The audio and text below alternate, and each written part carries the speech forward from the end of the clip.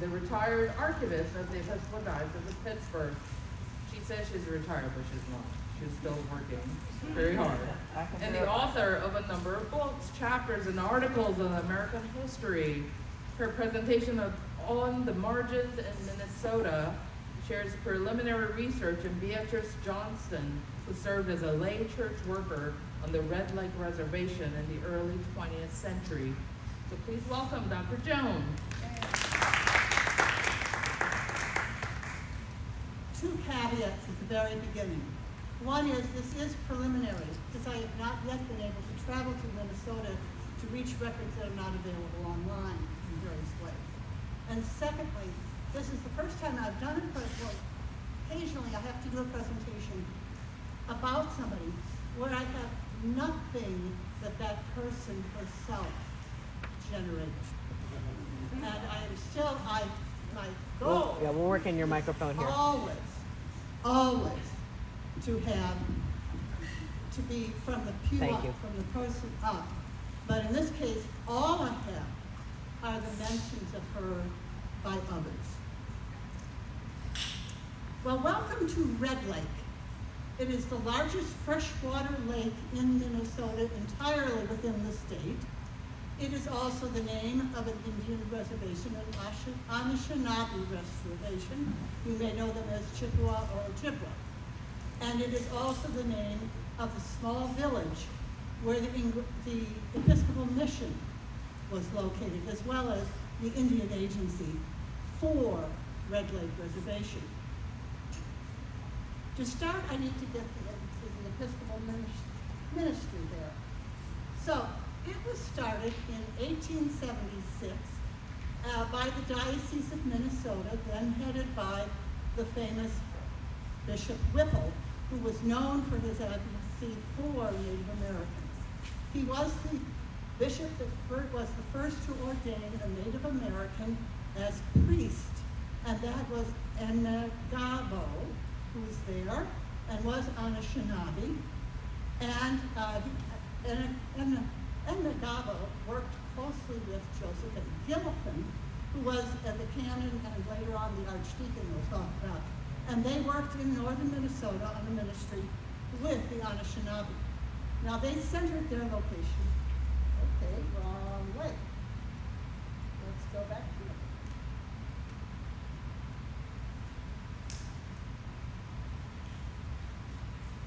Why it did that to me, I have no idea.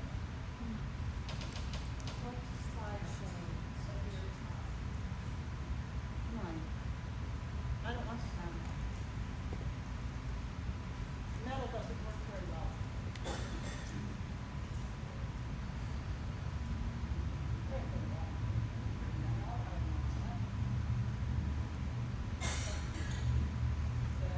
There. Here's where I want it. I'll just put it in this pocket. That'll work. They centered their ministry at White Earth Reservation, and by 1902 they had built this stone church there. That was also the place where the Episcopal Diocese had a hospital, and where there was also a school, and for many years they ran a training program for Native American men who wished to become Episcopal deacons or priests.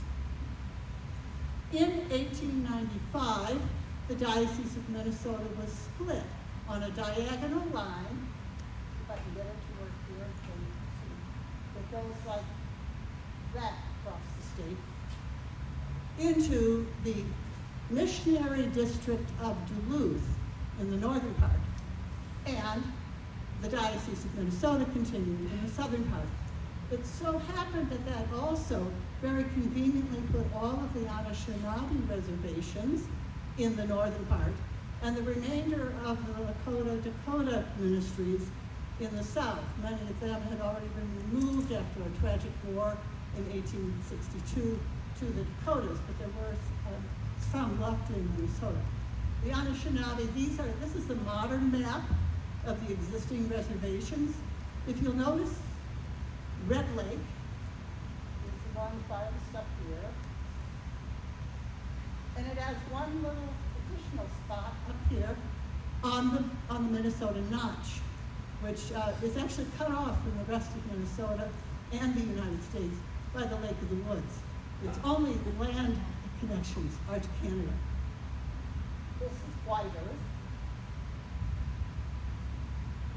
And the next largest is Leech Lake, that I will also mention at various points.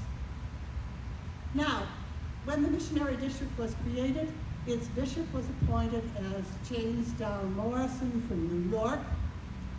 He was interested in Native American ministry. He was definitely an assimilationist, but he was also quite comfortable with what the Episcopalians had been doing in Minnesota, which was being culturally open and willing to include pieces of Native American culture in the worship and traditions within their services. So, for example, Morrison will support the creation, the writing, the translation of the 1892, then the current, Book of Common Prayer into Ojibwa from English. I put the certification page up. There it is. This is this version. Whoops, let's go back. There. That the version here is in English. Right below it is the Ojibwa. Notice the blending of languages on the title page, back and forth. Then that came out in 1911. In 1912, the year Beatrice arrived, they added an Ojibwa hymnal. Notice the same thing is true. The title and headings are in English, but all of the text for singing is in Ojibwa. And by the way, there are copies of this hymnal still being used in places in Minnesota. Beatrice was typical of many of the church workers, women, from that time period. That is, she started her ministry in her late 20s, early 30s. She came from a family deeply involved in the Episcopal Church. This makes her typical, unlike Margaret Pepper. And she also was highly educated. Her education was capstoned at the Philadelphia Church Training School and Deaconess House. That school, there's her building. Here she is. She's a member, graduate in course of the 1911 class.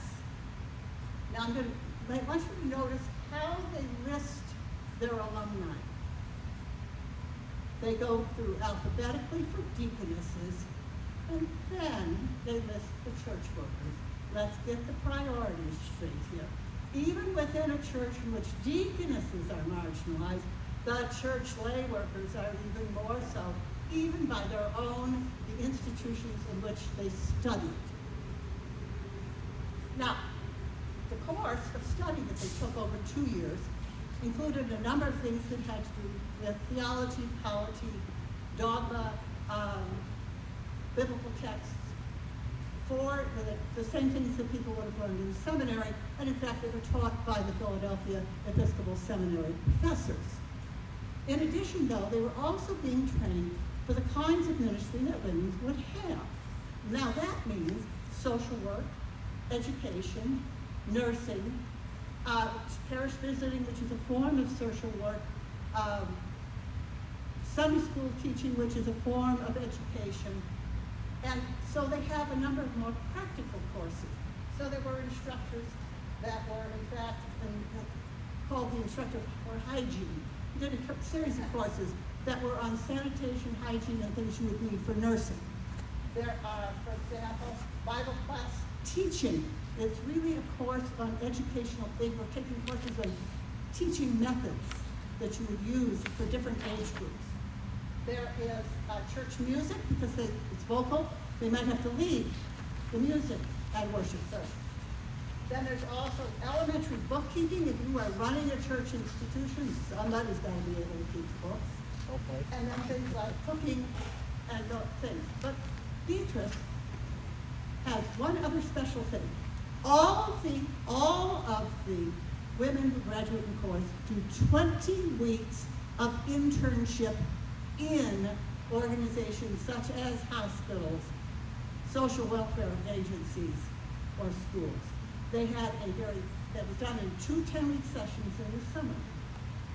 So, Beatrice might graduate in May of 1911, but she still got the second summer of 10 weeks of practical internship, if you will, to finish. So she's probably finished somewhere around September or so. She is, however, very atypical for the women at these church training schools in another way. Beatrice was born in Canada along with her parents, Mary McLeod Johnston and Jeremiah Johnston. The Reverend Jeremiah Johnston, both of these, her parents' mothers were Cree, C-R-E-E, a tribe related to the Anishinaabe in Canada.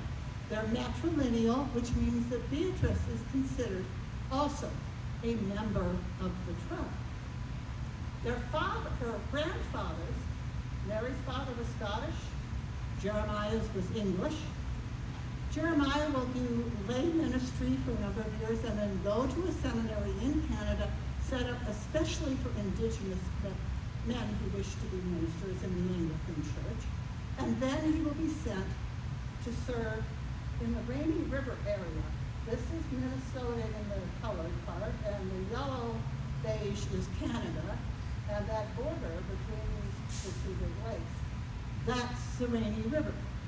They actually located in Rainy River, and Bishop Morrison of Duluth hired Jeremiah Johnston to come across the river and do regular supply in 1905 to the Minnesota Mission in Baudette, which is one of the corresponding towns just on the other side of the river.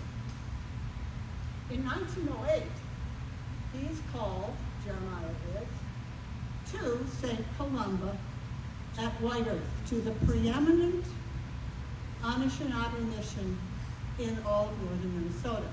It holds the annual Indian Convocation, where all of the Anishinaabe from different reservations that at any time the Episcopal Church come together along with the clergy, and there are several days of singing and praying and combinations back and forth between the tribal areas, tribal customs, and the church itself. Well, Jeremiah, of course, brought his whole family. Let's see what happened there. That's interesting. Keep your secrets. I need to get it back on full screen. There we go. Okay, Jeremiah brought his whole family. Here is Mary. Here's Jeremiah. And here are their 8 children, 5 sons and 3 daughters. This is Beatrice. It is the only known picture of her. Which one is she? Oh, right there. Another way, finding visual images of these people are extremely difficult. From White Earth, she was recruited by the Diocese of Duluth and sent to the church training school with the idea that she would come back and be a church worker on one of the Indian reservations. Now, her father spoke Cree, Ojibwa, and English. And he also had passed the Greek and Hebrew. We believe that Beatrice spoke Ojibwa as well as English. She's bilingual, maybe trilingual, depends on whether they spoke Cree at home or if they were speaking Ojibwa by this point. So, she is both very atypical. She is, as far as we know, the only person of Native American heritage to go to one of the deaconess training schools for any purpose. So there she is. And in January of 1912, she inevitably took the narrow gauge railroad from Bemidji up to Red Bee along the southern shore of Red Lake. Came out in record-breaking cold The Beatrice newspaper reported a low for February 5th of -38 and a high of -20 that particular day. We don't know how Beatrice got from Redby, which, as you can see, was a very thriving big town, to downtown Red Lake, about 4 miles away, equally a tiny place. But she would have had to go. Here's where the train let her off. Here's the Episcopal Church, St. Antipas, which is one of the churches along in the Red Lake Reservation. Then she would have gone by the Red Lake Agency boarding school, and she would have ended up at the Episcopal Church Mission, St. John's in the Wilderness. The priest in the area was the Reverend Frederick Willis Smith. Despite the name, he is full-blood Anishinaabe. And he was a deacon for 25 years before Bishop Morrison ordained him as priest in 1905, having waived the requirements for ancient languages, but had passed everything else. He also had been a deacon when the mission was started in Red Lake in 1876. So he spent from 1876 to 1890 at Red Lake, did some other work, he had some time off for illness, did some other work, was ordained priest and sent back to Red Lake in 1905. And so he arrived, as some of the community already knew from a long association. The mission itself, when Beatrice arrives, is over 40 years old. It is not a new mission by any means, but Red Lake is an interesting place in many ways.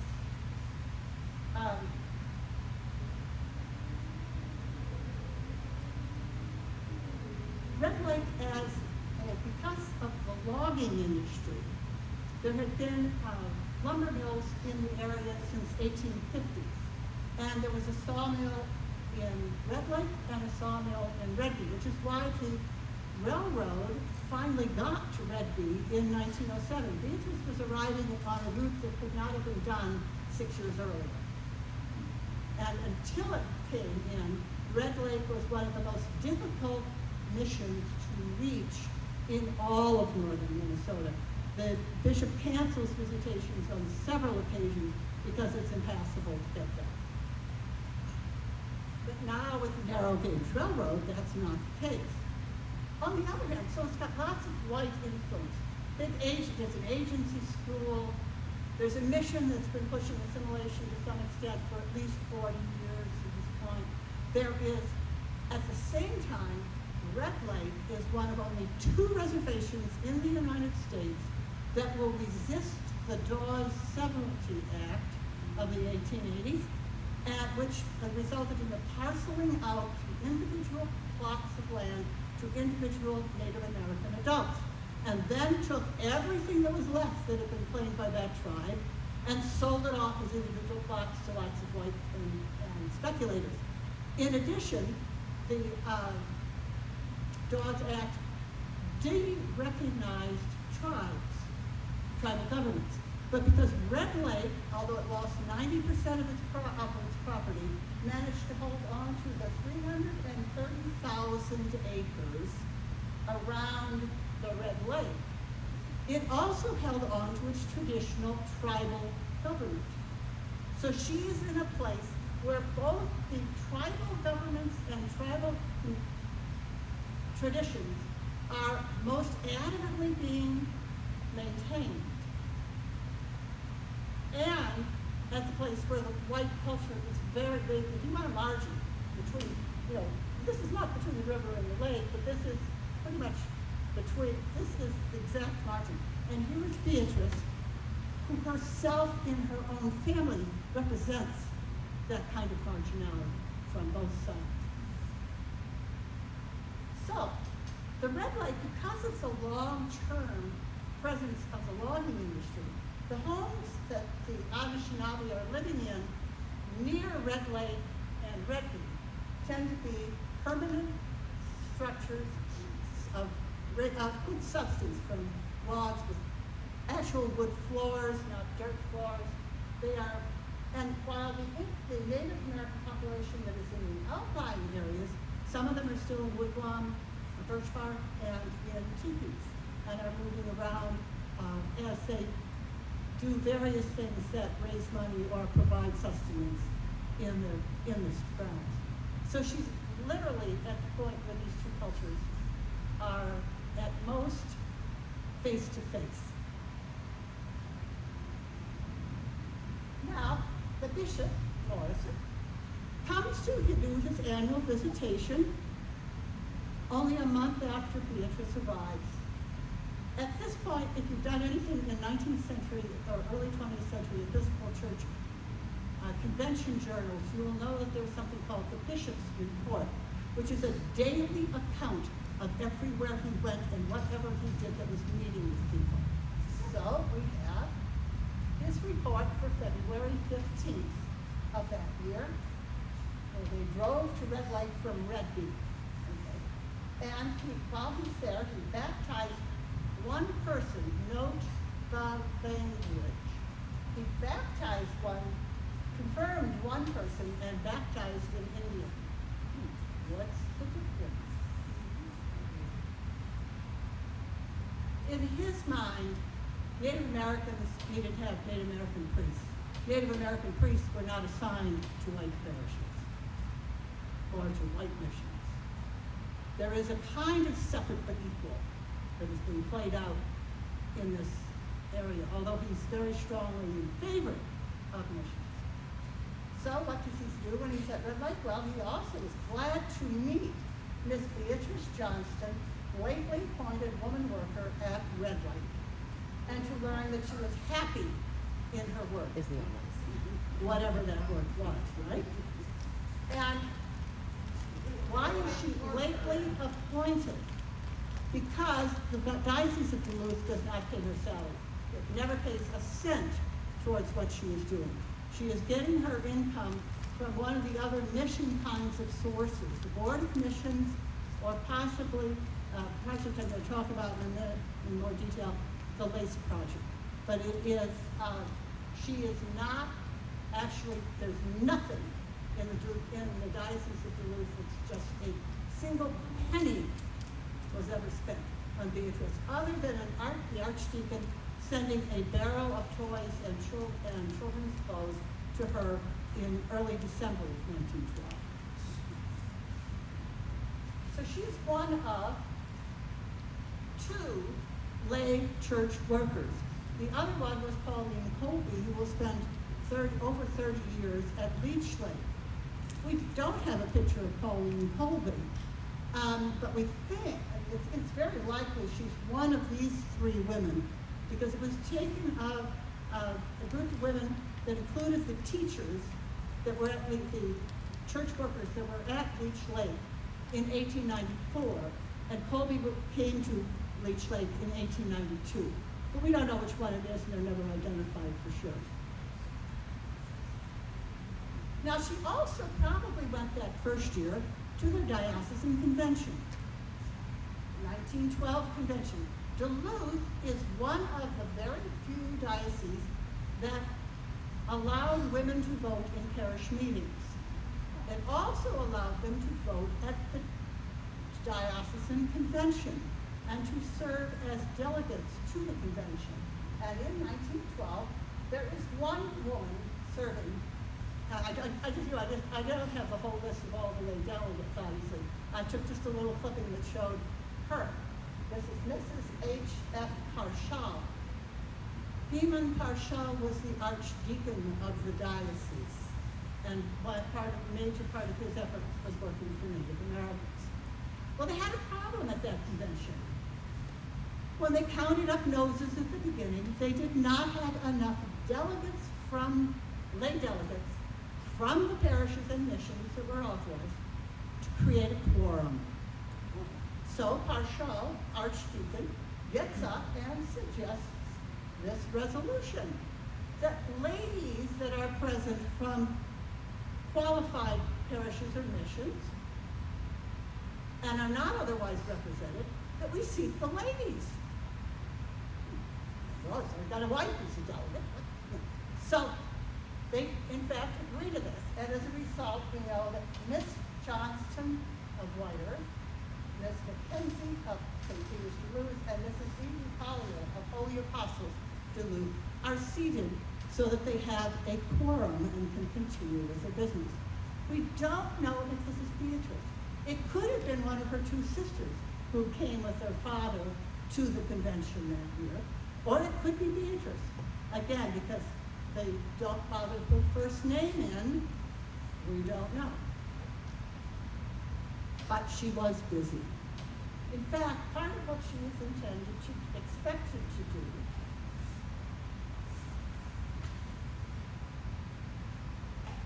is revive the lace project on the Red Lake Camp reservation. The Indian Lace Project was started by Deaconess Sybil Carter.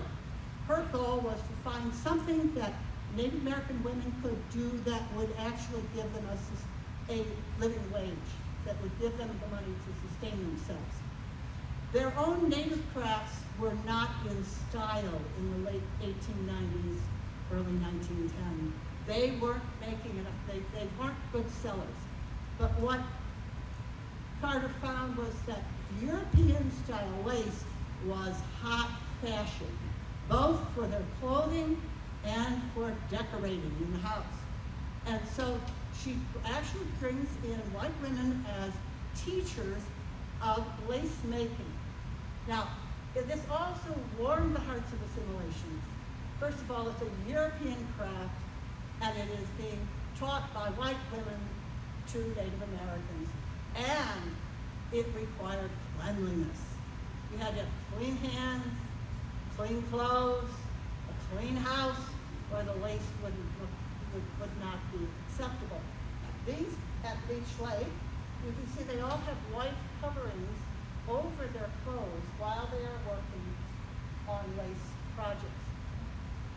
Now, Carter used the women's auxiliaries to the Board of Missions of the Episcopal Church as the way that she began to market the lace. She went from one auxiliary meeting to another, all over the United States. She'd give a talk, she'd display the lace, and she'd sell it. And as this got to be a bigger and bigger thing, the fact is they made enough money that other Native American reservations asked to have the project started there. This is not, it's often criticized as something they push, it's pushing on the Native Americans. Let's face it, these women wanted to make a living. It was their Thistle Farms. And this is practice. They're going to use, what That's sells, right. they'll make, right? So this grows eventually. In 1904, they will create the Indian Lace Association, Carter Lace Association. It's formed by very prominent, socially prominent and wealthy women from New York City.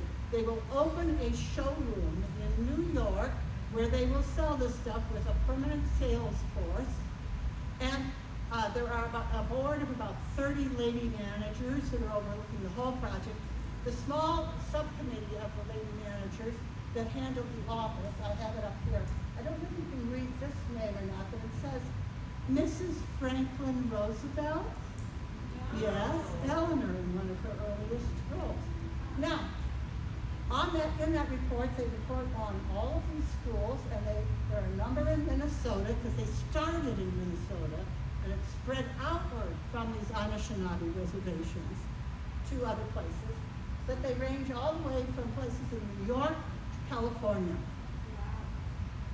And there are 4 of the places where there are asterisks after the places, and that is where they now have Native American assistant teachers, or in one case, they're very proud to announce on the next page of the report, there is a Native American in charge of the entire project.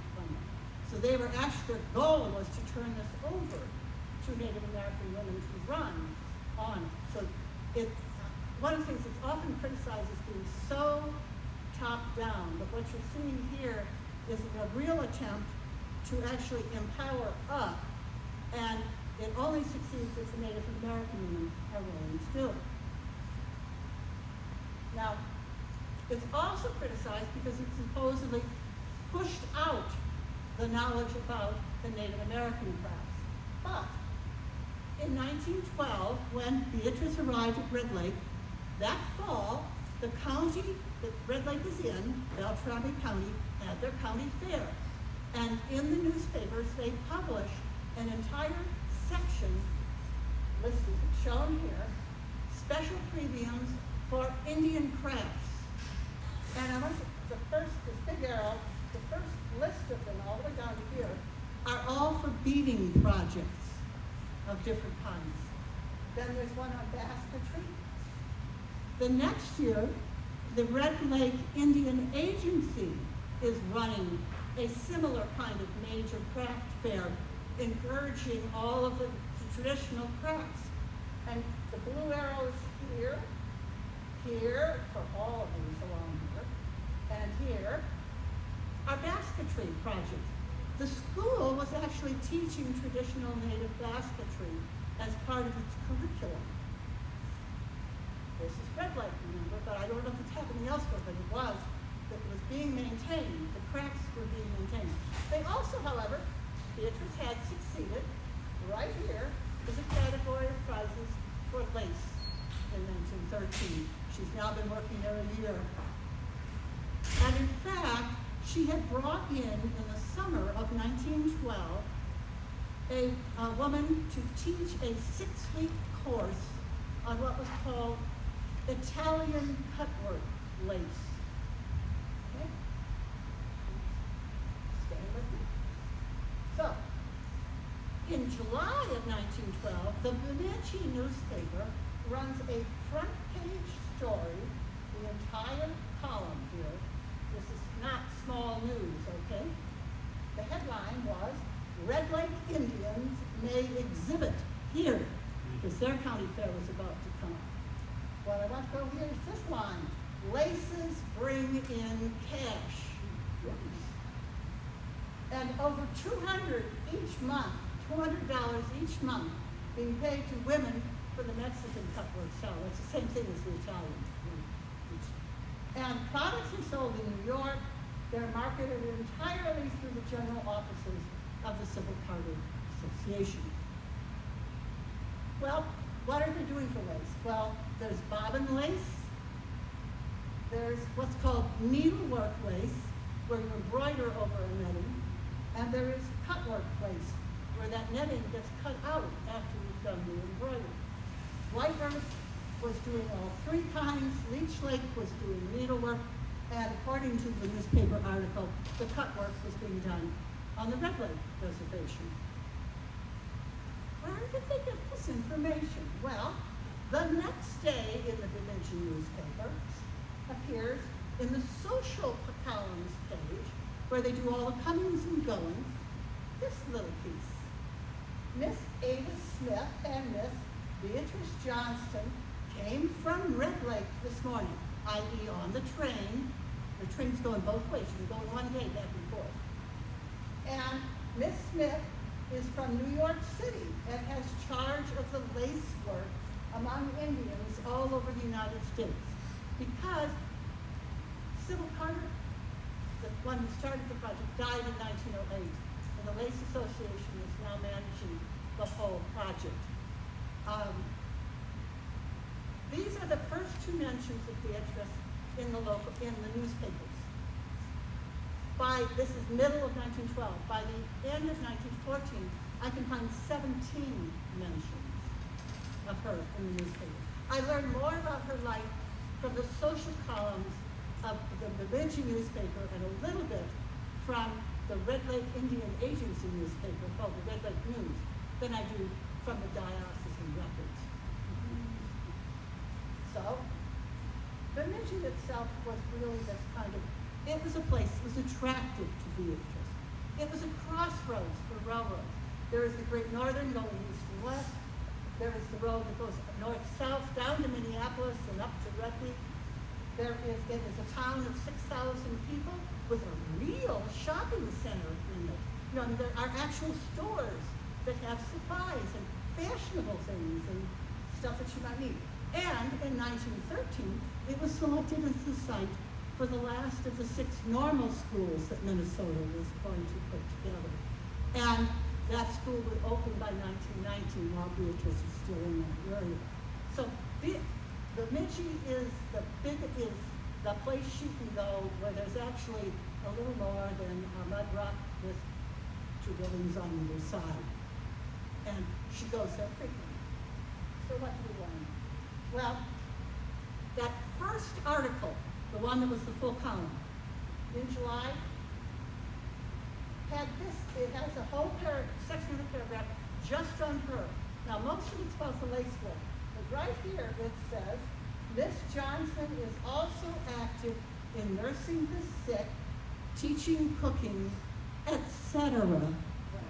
That is as close as we ever get to finding out what it is that she's doing on the reservation. Thank you, Bemidji newspaper, but I wish there was not an etc. There was more there. So what do we learn? Well, she went back and forth. She did shopping. She visits people. The Red Lake newspaper reports on a Christmas service that she and the priest from the area held, and that's where she distributed those toys that the Archdeacon had sent to her just a few weeks before that. We know that she may very well have been enrolled as a member of the resident on the White Earth Reservation as an Indian, because the Bemidji's newspaper speaks about her coming there to meet the Indian agent and get her annual allotment from them as a Native American. I have not been able to confirm this in any of the actual enrollment records because those are considered covered by privacy laws, and I haven't been able to get the reservation to confirm them. We know that she took vacations back up in the Rainy River area where she grew up on the Canadian side. And we know that she met her brother in Bemidji, and then they went together to White Earth to visit her father. I mean, we get little glimpses of her social life and of, they will say she came into town on business. She bought supplies. So we know also that means that we don't know what kinds of supplies. Some of them were probably lace supplies. She used thread. In the diocesan records, other than the bishop saying she did such a good job, or she was very happy, the only thing we got was in the parochial report for 1913, she's listed as the Sunday school superintendent for the parish there. So she is doing some of the teaching as well, that one.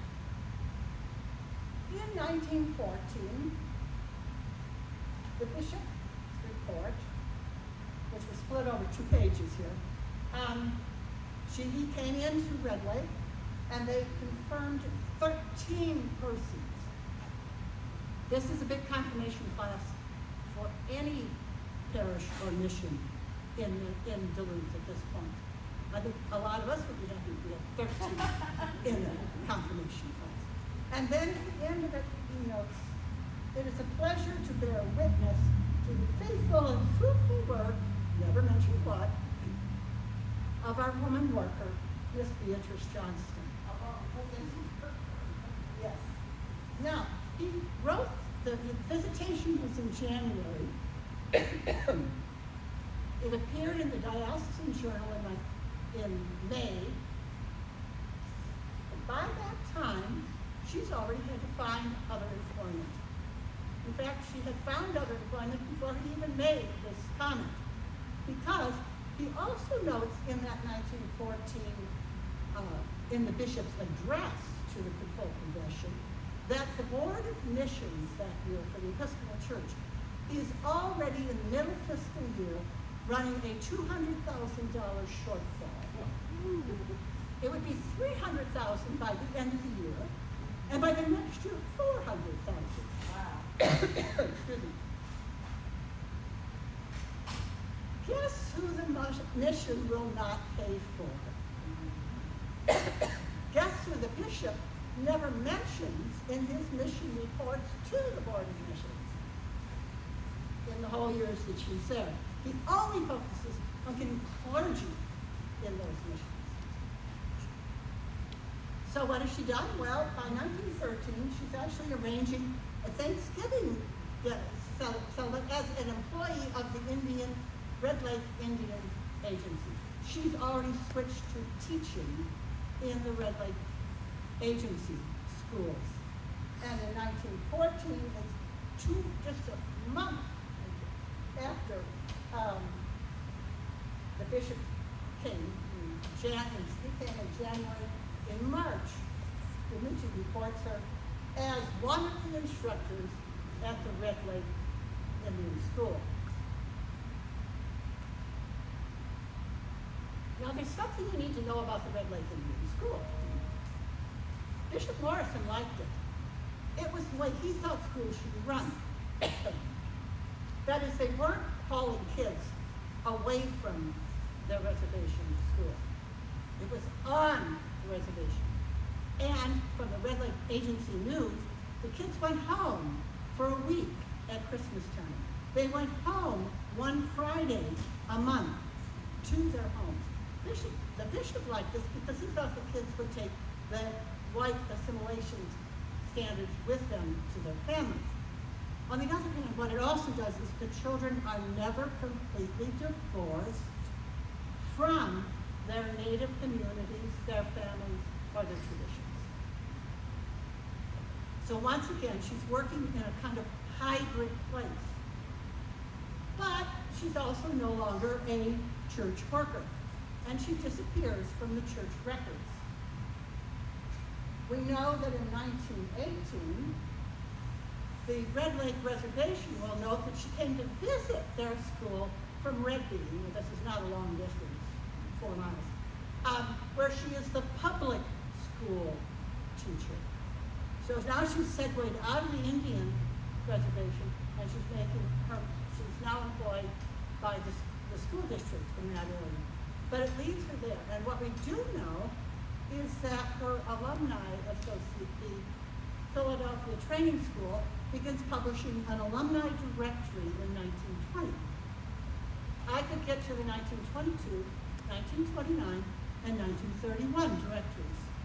And in all of them, first of all, they list all what the deaconesses are doing. Then they have a category called other graduates. And there they list Miss Beatrice Johnston, class of 11, at the Red Lake Mission. So she, as far as I can tell, is still there doing something that is a part of the ministry as late as 1931. But like many lay church workers, she is like a checkered cat. She goes in and out of the records. And I'm hoping I'm going to find more when I get to Minnesota to get the records that are not available in any other place. And that's where I have to leave you with it. A marginalized woman, on a marginalized place, marginalized by race and by sex and by occupation.